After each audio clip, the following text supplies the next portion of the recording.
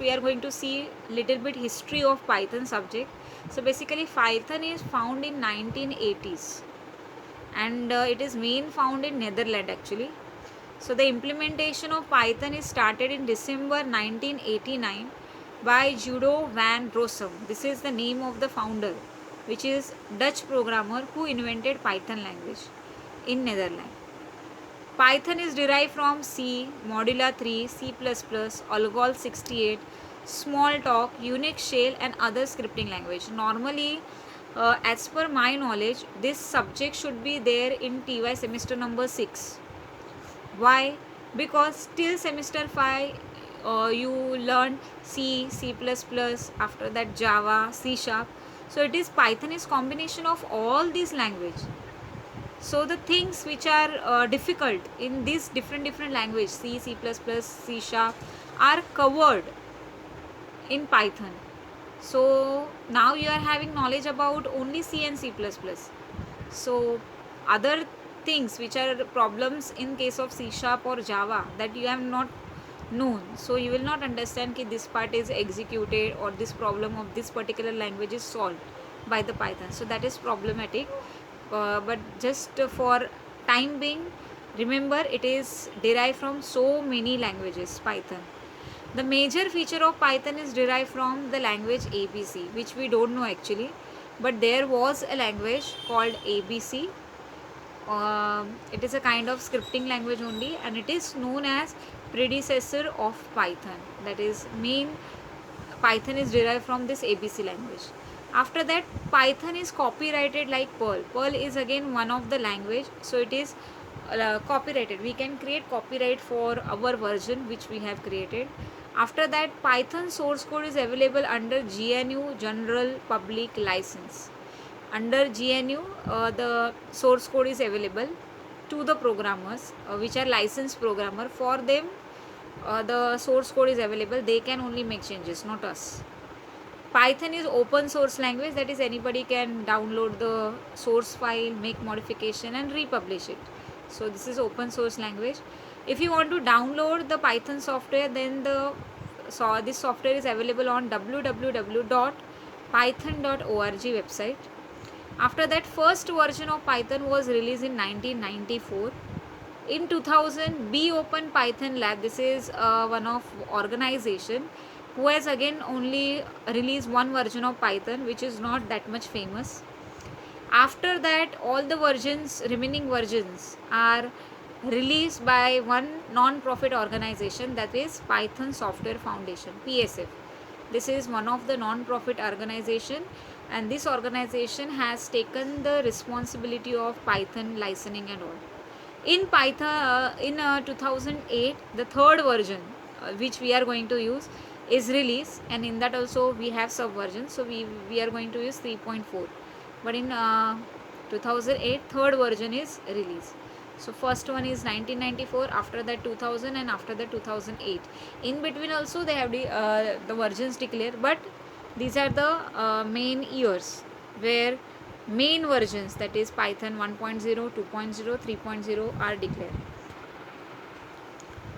After that, there are small changes made in the different versions. So in case of Python 2 and Python 3, there are some syntax difference. Like if you want to print anything in Python 2, we just write print statement. There was not any round bracket, but in case of Python 3, we have print and then round bracket. So this is one difference. If you want to take input value or input from the user in Python 2.0 version, then there was having raw underscore input method to take value from the user, and the same method is replaced in Python 3 by input method. So these are difference between Python 2 and 3. And then why Python? Why everybody is focusing on Python only? Because first reason is Python works on different platforms. Or there is any operating system, the Python will run on all types of operating system.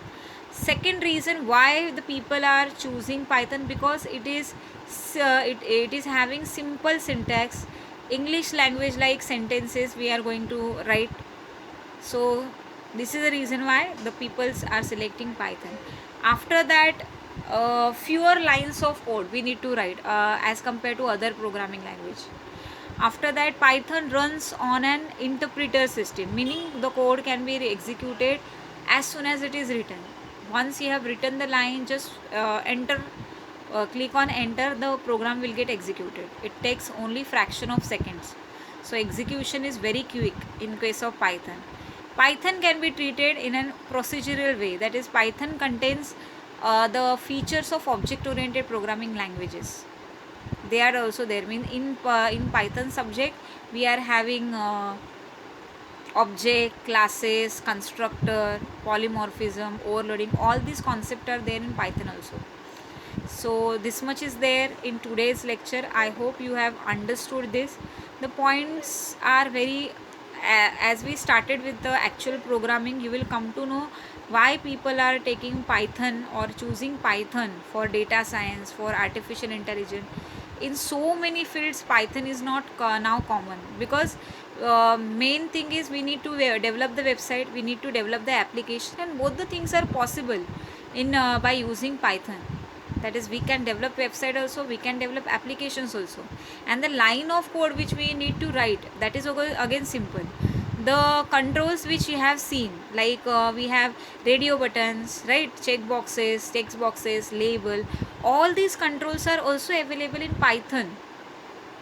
So this is the reason why we can develop the websites and application. We should have all such control, list box, combo box, all these things are available.